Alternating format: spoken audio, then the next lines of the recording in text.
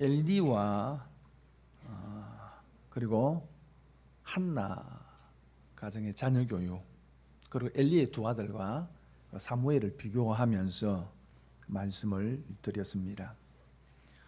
엘리의 두 아들이 행실이 나쁘고 여호와를 알지 못하고 그래서 하나님의 제사를 멸시하는 끔찍한 죄를 범하게 된 것이 엘리의 두 아들의 문제도 있지만은 엘리의 자녀 교육이 잘못된 것임을, 그게 또 중요한 역할을 했음을 말씀을 드렸습니다. 반면에 사무엘은 엘리와 그리고 엘리의 두 아들의 영향 속에서 생활을 했습니다. 그럼에도 불구하고 그 영향을 극복하고 하나님 앞에서 하나님만 섬겼습니다. 사무엘을 향하신 하나님의 뜻과 은혜이겠지만은 엘가나와 한나의 삶의 모범, 그리고 그들의 사랑과 기도가 큰 역할을 했음을 또한 부인할 수 없습니다. 그로 인해서 사무엘은 하나님과 사람에게 더욱 은총 받는 사람으로 점점 자라갔다, 그렇게 말씀합니다.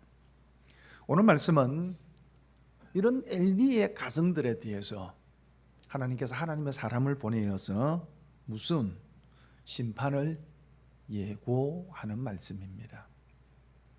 첫 번째로는 내 집에 노인이 하나도 없게 될 것이다, 그렇게 말씀을 합니다. 젊어서 다 죽게 된다는 그런 의미도 있지만은 고대 사회에 있어서 노인은 시족 사회에서 노인은 그 사회를, 공동체를 이끌어가는 지도자들입니다. 어른들이고요, 지혜로운 사람들이죠. 근데 그런 사람이 없게 된다는 것은 이스라엘 공동체 안에서 지도자를 배출해 내지 못하는 미약한 가문이 된다는 것을 뜻합니다.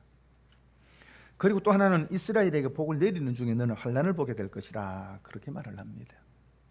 하나님께서 이스라엘 백성들에게 복을 내리는 때 그것을 시기의 눈으로 바라만 보게 될 거다라는 뜻입니다. 제사장은 백성을 축복하는 복의 통로입니다. 그런데 그 사명을, 그 일을 감당하지 못하게 된다는 겁니다. 그리고 또 하나는 제사장 가문의 명예에 걸맞지 않는 부끄러운 삶을 살게 될 것이다. 그래서 한 끼의 양식을 위해서 제사장 직분을 구하게 되어지는 그런 비참한 지경에 이르게 될 거다, 그렇게 말씀을 합니다. 그리고 이런 하나님의 진노가 분명하게 임하게 될 것을 징조로 하나님께서 하나 보여줄 건데, 그건 다른 것이 아니라 엘리의 두 아들 홈리와 비나사가 한 날에 죽게 되는 것, 그것이 하나님의 진노의 시작이고 그 진노가 그대로 임할 것에 대한 징조가 될 거다라고 하나님께서 말씀을 하시고요. 그리고 우리 앞으로 살펴보게 되겠지만 홈리와 비나사가 블레셋 전쟁에서 한 날에 죽임을 당하게 되어집니다. 하나님의 말씀대로 그 모든 재앙이 엘리의 집 안에 임하게 됩니다. 오늘 이런 하나님께 주시는 말씀 속에서, 그리고 엘리와 그의 아들들의 모습을 통해서 오늘 우리에게 하나님께서 무엇을 말씀하시는가 하는 것을 몇 가지로 생각해 보려고 합니다. 그 첫 번째 한번 따라서 할까요? 예배를 잘 드려야 한다. 하나님께서 레위 지파를 선택하셔서 성전을 수용되는 지파로 삼으시고 그 레위 지파 안에 아론을 택해서 아론의 집안을 하나님께서 제사장 가문으로 그렇게 삼으셨습니다. 그건 하나님의 은혜입니다. 그래서 28절에 보면 이스라엘의 모든 지파 중에서 내가 그를 택하여 내 제사장으로 삼아, 그렇게 말씀을 합니다. 하나님께서 택하여 그들을 제사장으로 삼아 주셨다는 것입니다. 여러분, 제사장은 하나님과 백성 사이를 중재하고 중보하고 연결하는 사람입니다. 제사장들이 제사를 올바르게 드릴 때에 백성들이 하나님께 온전히 나아갈 수 있고, 그리고 하나님께서 말씀하시는 뜻을 백성들에게 정확하게 전달할 수 있습니다. 그 가교 역할을 맡은 사람이 제사장들입니다. 그런데 엘리와 그의 두 아들은 그 일들을 제대로 감당하지 못했습니다. 하나님께서 제사장들에게 오늘 말씀해 보니까 모든 화제를 내가 네 조상의 집에 주지 아니하였느냐 말씀을 합니다. 이렇게 제사를 드리고 난 이후 하나님께서 제사장의 목으로 제물의 일부를 제사장들의 목으로 이렇게 구분해 두셨습니다. 그들이 안정적으로 사역할 수 있도록 하나님께서 모든 것을 배려해 주셨다는 것입니다. 그럼에도 불구하고 29절에 보니까 너희는 어찌하여 내가 내 처소에서 명령한 내 죄물과 예물을 밟으며 그렇게 말합니다. 그런데 그들이 하나님의 죄물과 예물을 밟았다, 멸시했다라는 말입니다. 지난주에 살펴보았지만은 엘리의 두 아들은 그들에게 주어진 목이 있음에도 불구하고 상관없이 그들이 원하는 대로 좋은 것을, 죄물들을 취하여 갔습니다. 하나님 앞에 온전히 태워드리는 제사가 끝나기도 전에 생고기가 좋다 해서 빼앗듯 죄물을 빼앗아 갔습니다. 그것으로 자신들을 살찌게 했습니다. 이것은 단순한 탐욕의 문제가 아니었습니다. 하나님께 제사를 드리기 전에 아직은 하나님의 것입니다. 그럼에도 불구하고 하나님의 것을 도둑질해 갔다는 것입니다. 이런 일이 다른 곳이 아니라 내 처소에 성전에서 일어난 일이라는 것입니다. 엘리 아들들이 이렇게 행할 수밖에 없었던 이유를 오늘 성경은 뭐라고 이야기합니까? 네 아들들을 나보다 더 중히 여겨, 그렇게 말합니다. 엘리가 아들들의 잘못을 몰랐던 것이 아닙니다. 알았습니다만 그럼에도 불구하고 묵인하고 방조한 이유는 하나님보다도 아들들을 더 중히 여겼기 때문입니다.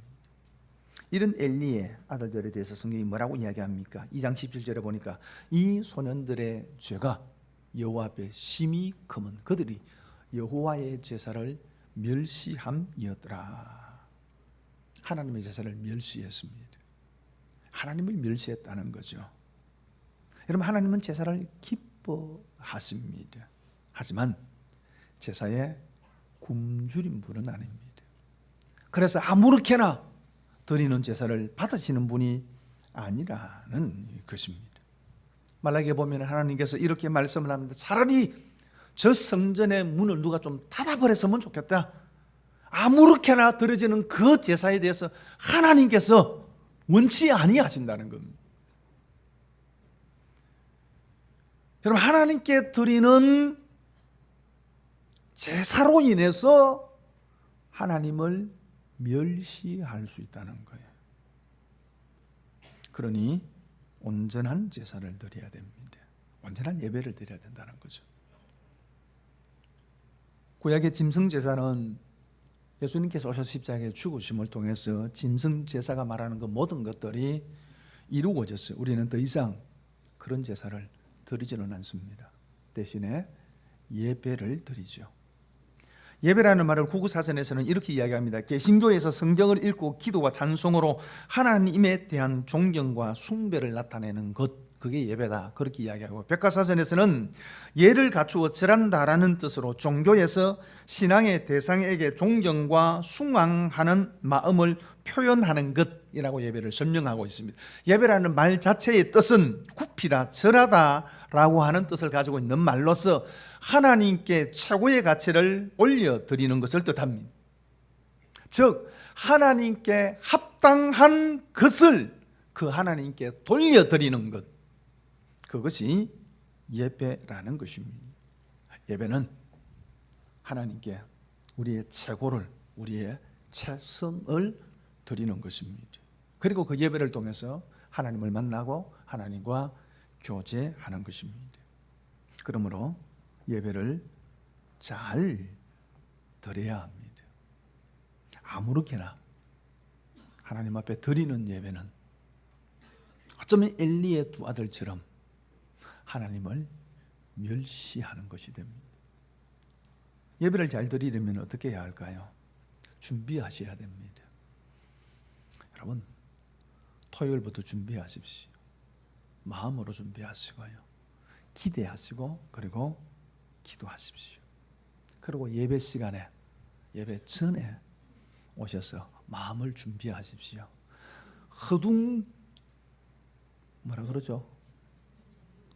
뭐 지둥 때로는 말이 잘 기억이 안 납니다.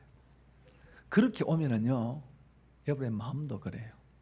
집이 온전히 예배에 집중할 수가 없습니다. 조금 전에 오셔서 준비하시고 시작부터 집중하셔야 됩니다. 예배는 영적인 일이에요. 예배를 인도하는 목사가 예배 시간에 대단히 예민해집니다. 제가 조그만한 것에도 사실은 제가 예민합니다. 왜 그렇습니까? 영적인 일이기 때문에요. 분위기가 있습니다. 영적인 분위기가 있어요. 쭉 제가 예배를 끌고 가는데 다른 뭔가 중간에 툭툭 들어오면은요, 그 분위기가 탁 깨어지는 것을 제가 느낍니다. 예배는 영적인 일이에요.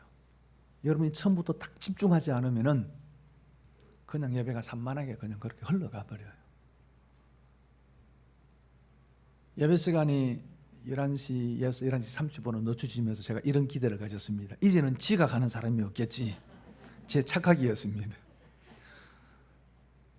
지각하시는 분들이 여전히 지각하시더라고요. 아마 여러분한테 이런 분이 있을 거예요. 오늘 내가 어쩌다가 지각 한번 했는데 오늘 또 저런 얘기하네. 어쩌다가도 하지 마십시오. 좀 일찍 오셔서 준비하셔야지 온전한 예배를 드릴 수가 있습니다. 예배에는 크게 두 가지 요소가 있습니다. 하나님께서 우리에게 주시는 것이 있습니다.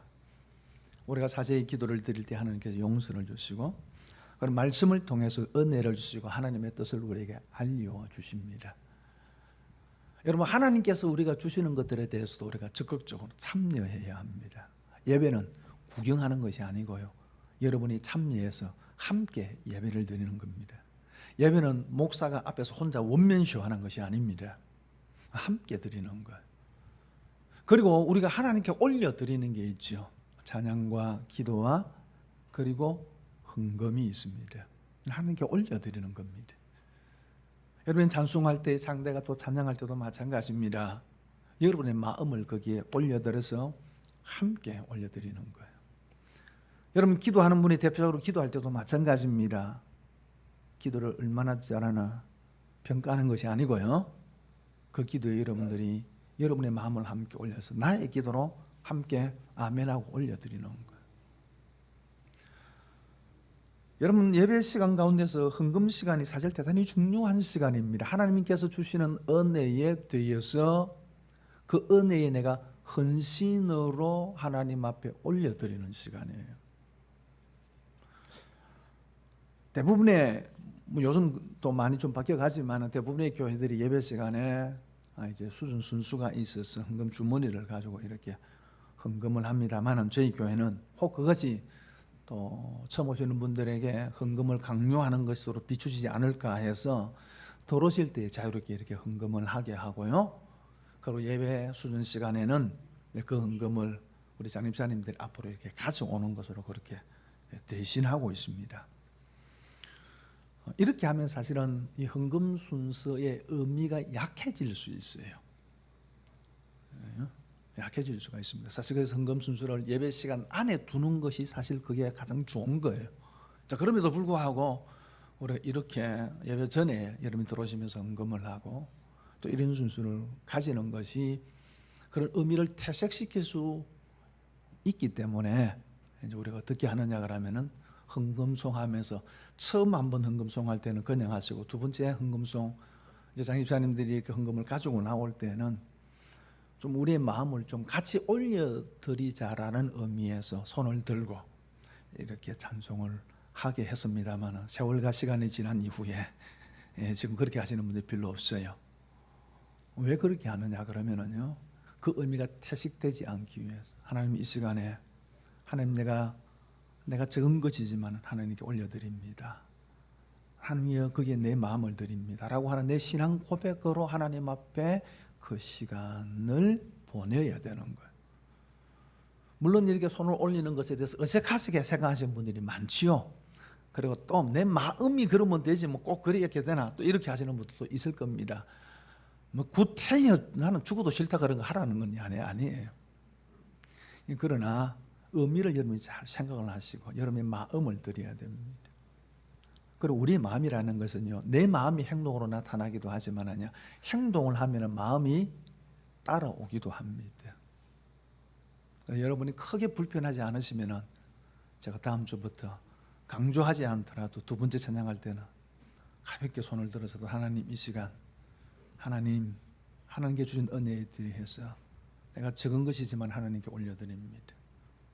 혹 아니면 하나님이 이 시간 내가 다른 것도 못 드려도 하나님 내 마음을 드립니다 라고 하면서 그렇게 헌금 시간을 보내었으면 좋겠습니다. 여러분, 예배가 참 중요합니다. 예배를 잘 드려야 합니다. 예배는 하나님께 우리의 최고의 것을 올려 드리는 시간이고 하나님을 만나는 시간입니다. 그러면서 예배는 교회의 얼굴입니다. 그 교회가 어떤 교회인지는 그 교회의 예배를 통해서 알 수 있습니다. 따르는 우리의 얼굴을 사람의 마음의 표현이라고 이야기해요. 우리 얼굴에 다 나타난다 그러잖아요. 그렇듯 예배를 통해서 그 교회의 신앙의 수준이 나타나고요, 예배를 통해서, 예배의 태도를 통해서 그 사람의 신앙이 드러납니다. 예배의 수준이 신앙의 수준입니다. 여러분, 그러므로 예배를 잘 드릴 수 있기를 바랍니다. 준비하시고 기도하시고, 그래서 주일이 우리의 삶의 중심이 되고 주일의 중심은 예배입니다. 그래서 예배에 승리하는 저와 여러분들 될 수 있기를 바랍니다. 그리고 두 번째로는 직분을 잘 감당해야 합니다. 하나님께서 아론의 가문을 제사장 가문으로 세워주시고 그리고 그들에게 이런 특별한 직분을 주신 것은 하나님의 은혜입니다. 그런데 그들이 그걸 잘 감당하지 못했습니다. 그래서 하나님께서 너희가 어찌하여 그렇게 말씀을 하십니다. 그리고 30절에 이렇게 말씀을 합니다. 그러므로 이스라엘의 하나님 나 여호와가 말하노라, 내가 전에 내 집과 내 조상의 집이 내 앞에서 영원히 행하리라 하였으나 이제 나 여호와가 말하노니 결단코 그렇게 하지 아니하리라. 내가 전에 내 앞에서 영원히 행하리라, 너희에게 제사장 직분을 주고 그 직분을 너희들이 영원히 행할 것이다 라고 내가 이야기했지만은, 그러나 이제 나 여호와가 말하노니 결단코 그렇게 하지 아니하리라. 내가 전에는 그렇게 이야기했지만은 이제는 내가 결단코 그렇게 하지 않겠다라고 하나님께서 말씀을 하십니다. 그들에게 주신 은혜가 무효화 되었다는 겁니다. 출애굽기 29장 9절에 보니까 아론과 그 아들들에게 띠를 띄우며 관을 씌워 그들에게 제사장의 직분을 맡겨 영원한 규례가 되게 하라. 너는 이같이 아론과 그의 아들들에게 위임하여 거룩하게 할지니라. 하나님께서 그렇게 말씀을 하십니다. 그런데 이런 하나님의 약속이 무조건 저절로 유지되는 것이 아니라는 것입니다. 그 언약을 받은 제사장들이 그 직분에 맞게 잘 감당하고 그 사명을 이룰 때에만이 그 약속이 유지된다는 것입니다. 그런데 엘리의 가족은 그러하지 못했습니다. 그래서 30절 끝에 보니까 나를 존중히 여기는 자를 내가 존중히 여기고 나를 멸시하는 자를 내가 경멸하리라. 존중히 여긴다라고 하는 말에는 무겁게 하다라는 뜻이 있습니다. 멸시하다라는 말에는 가볍게 여기다라는 뜻이 있습니다. 엘리는 아들들을 더 중히 여겼습니다. 하나님보다도 아들들을 더 무겁게 여겼습니다. 아들들을 더 무겁게 여기니까 그에게 들려지는 그 모든 얘기들이 소문에 불과했고, 그리고 아들들의 죄악이 눈에 잘 들어오지 않았습니다. 엘리의 아들들 역시 하나님의 제사와 하나님을 가볍게 여겼습니다. 그래서 하나님의 처소에서, 하나님의 성전에서 자신들의 탐욕을 채웠습니다. 그래서 하나님께서 말씀합니다. 나를 멸시하는 자를 내가 경멸하리라. 그들에게 준 직분을 하나님께서 가져가시겠다는 겁니다. 여러분, 직분을 잘 감당해야 합니다. 직분은 은혜의 수단이고 축복의 통로입니다. 우리가 그 직분을 잘 감당하면 하나님께서 그 직분을 통해서 우리에게 더 큰 은혜와 복을 허락하십니다.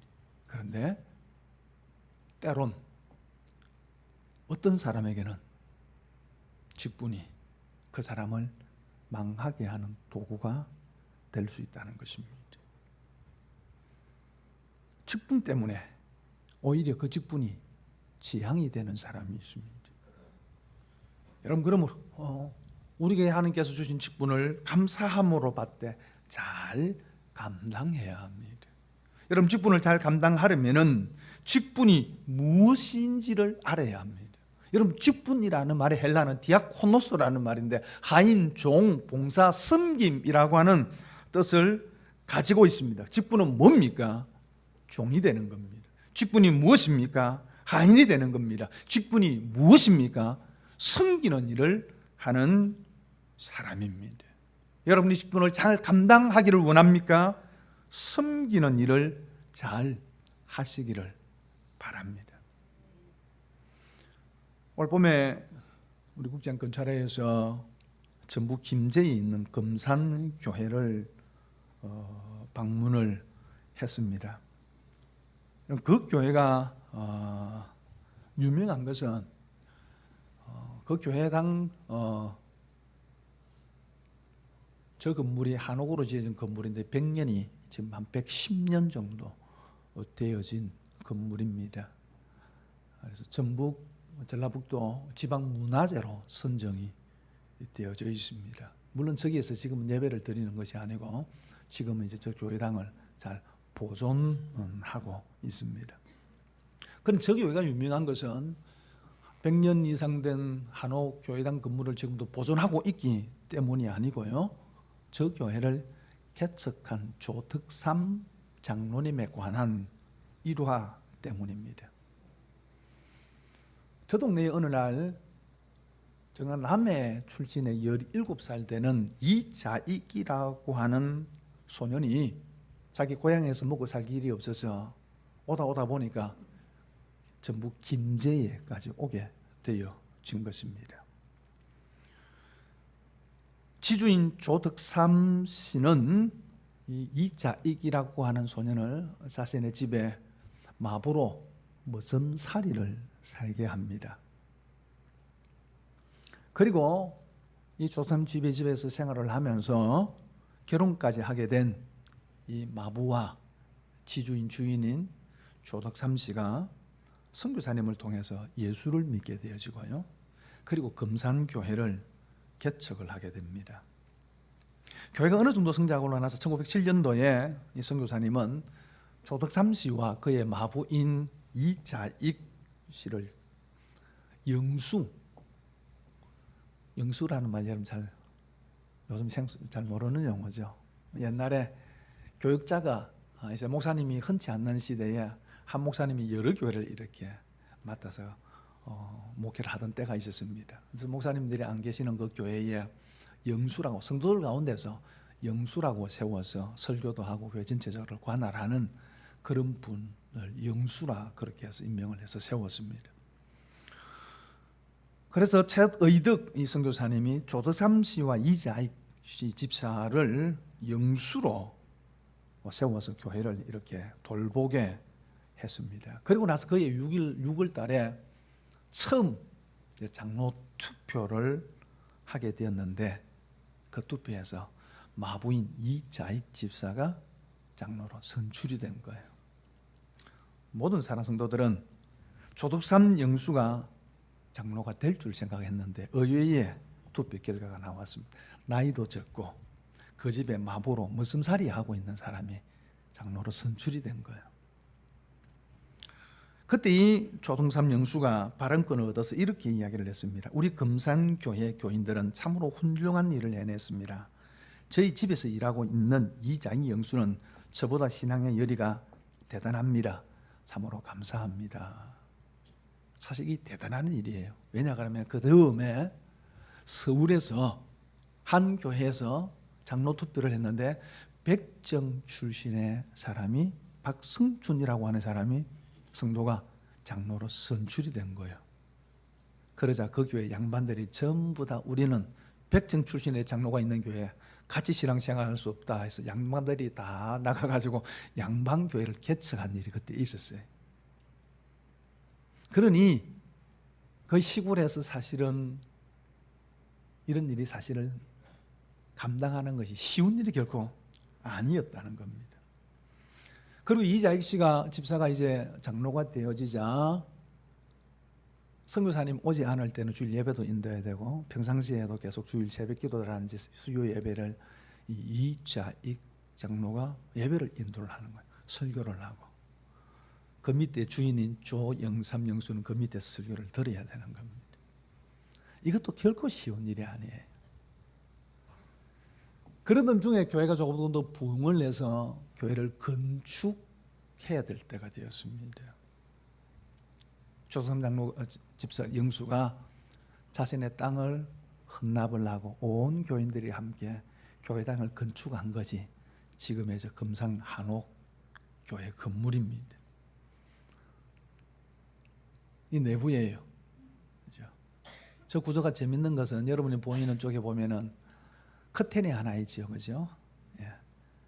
저 커튼이 기역자로 이렇게 돼 있는데 그 커튼 쪽 안쪽이 이렇게 되어 있습니다. 여자석.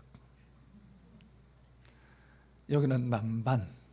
그래서 남녀가 이렇게 구분해서 중간에 커튼 딱 치고 설교자가 양쪽으로 볼 수 있도록 이런 식으로 이렇게 볼 수 있도록 그렇게 된 교회 구조입니다. 그때 저 교회를 건축을 해서 지금까지 건물이 보존이 되어 있습니다. 그리고 1910년에 가서야 다시 장로 선출을 하게 되는데 그때 조덕삼 집사가 영수가 장로로 선출이 되고요. 이자익 장로는 목회를 위해서 평양신학교에 공부를 하러 갑니다. 이 장로가 공부할 수 있는 모든 학비와 생활비를 조덕삼 장로가 다 후원을 하고 그리고 이자익 장로가 공부를 마치고 목사가 되었을 때 금산교회를 청빙을 해서 저 교회에서 목회를 함께 교회를 섬기게 되어집니다. 참 쉽지 않은 일이지요. 저 같으면 삐끼가지고 따로 교회 하나 더 개척했습니다. 그죠? 그런데 자기 마부로 있는 머슴살이 하나 있는 그 장로님이 설교하는 설교를 듣고 거기에서 변함없이 꾸준하게 믿음의 삶을 잘 살아갔던 분이 이 조덕삼 장로님이십니다. 그러면 직분은 섬기는 거죠. 이 사실을 잊지 않아야지 직분을 잘 감당할 수 있고요. 그 직분이 그 사람에게 복이 되는 겁니다. 여러분이 하나님께서 어떤 직분을 여러분에게 맡기셨습니까? 섬김으로 잘 감당할 수 있기를 바랍니다. 그리고 세 번째 생각할 것은 소망은 예수 그리스도입니다. 35절에 이렇게 말씀을 합니다. 함께 읽겠습니다. 시작. 내가 나를 위하여 충실한 제사장을 일으키리니 그 사람은 내 마음 내 뜻대로 행할 것이라. 내가 그를 위하여 견고한 집을 세우리니 그가 나의 기름 부음을 받은 자 앞에서 영구히 행하리라. 엘리와 그의 가정에 대해서 심판을 예고하신 하나님께서 이제 이렇게 말씀을 합니다. 내가 나를 위하여 충실한 제사장을 일으키리니, 충실한 견고히 흔들리지 않는 이라고 하는 뜻을 가지고 있습니다. 하나님께서 그 제사장을 세워서 나의 뜻대로 행하게 할 것이고 그리고 그를 위하여 견고한 집을 세울 것이라 그렇게 말씀을 합니다. 이 충실한 제사장이 누구일까? 가깝게는 사무엘을 이야기하는 것이고요. 조금 더 멀리는 솔로몬 시대 사독이라고 하는 제사장이 있습니다. 그 제사장을 의미한다라고 학자들은 이야기합니다. 물론 그런 의미도 있지만 그러나 궁극적으로 여기 충실한 제사장은 하나님의 아들 되신 예수 그리스도를 가리킵니다. 왜요? 인간 제사장은 불완전하기 때문입니다. 아무리 훌륭한 제사장이랄지라도 결코 그는 영원할 수 없습니다. 그러므로 그런 제사장, 인간 제사장이 행하는 그 모든 제사는 완전하지 않습니다. 그래서 히브리서 10장 11절에 제사장마다 매일 서서 섬기며 자주 같은 제사를 드리되 이 제사는 언제나 죄를 없게 하지 못하거니와 불완전한 제사장이 주관하는 그 제사가 우리를 온전하게 하지 못한다는 겁니다. 우리의 모든 죄의 문제를 해결해 줄 수 없다는 것입니다. 그 모든 것들은 오실 예수 그리스도를 예표하는 그림자에 불과한 겁니다. 그런데 그 예수 그리스도께서 이 땅에 오셨습니다. 우리의 대제사장은 되어 이 땅에 오셨습니다. 그래서 히브리서 3장 1절에 그러므로 함께 하늘의 부르심을 받은 거룩한 형제들아, 우리가 믿는 도리의 사도이시며 대제사장이신 예수 그리스도를 깊이 생각하라. 예수님은 대제사장으로 이 땅에 오셔서 십자가 위에 자신의 생명을 제물로 드림을 통하여서 그 단 한 번의 제사로 그 단 한 번의 제물 되심을 통하여서 우리의 모든 죄를 깨끗하게 해결해 주시고 온전케 해 주신 겁니다. 그러므로 우리가 할 일은 히브리서 4장 13절에 그러므로 우리에게 큰 대제사장이 계시니 성천하시니 곧 하나님의 아들 예수시라. 우리가 믿는 도리를 굳게 잡을지니라. 하나님께서 우리에게 허락하신 큰 대제사장이신 그 예수 그리스도를 굳게 붙잡는 것, 그것이 우리가 이 땅 가운데서 믿음의 삶을 살아가는 방법이라는 것입니다. 여러분, 그러므로 소망이 사람에게 있지 않습니다. 그가 어떤 사람이라 할지라도 불완전합니다. 엘리와 같은 제사장은 말할 것도 없지만은 완전하다고 생각하는 상인간인 제사장 역시 불완전하다는 것입니다. 그럼 우리가 붙들 것은 사람이 아닙니다. 우리가 붙들 것은 이 땅 위에 있는 것이 아니라 예수 그리스도이십니다. 예수 그리스도를 붙드는 것이 우리 이 땅 위에 믿음의 삶을 살아가는 방법이라는 것입니다. 말씀을 정리해야 합니다. 그 예수 그리스도만을 소망으로 삼으시기를 바랍니다. 예수 그리스도께 여러분의 시선을 고정하시기를 바랍니다. 그리고 그 예수 그리스도에게 하나님께 드리는 우리의 예배가 최고의 것으로 올려드리는 예배가 될 수 있도록 준비하시고 신령과 진정으로 예배하는 저와 여러분들 될 수 있기를 바랍니다. 그리고 하나님께서 그 일을 위해서 우리에게 맡기신 직분들 섬김으로 잘 감당하는 저와 여러분들 될 수 있기를 바랍니다.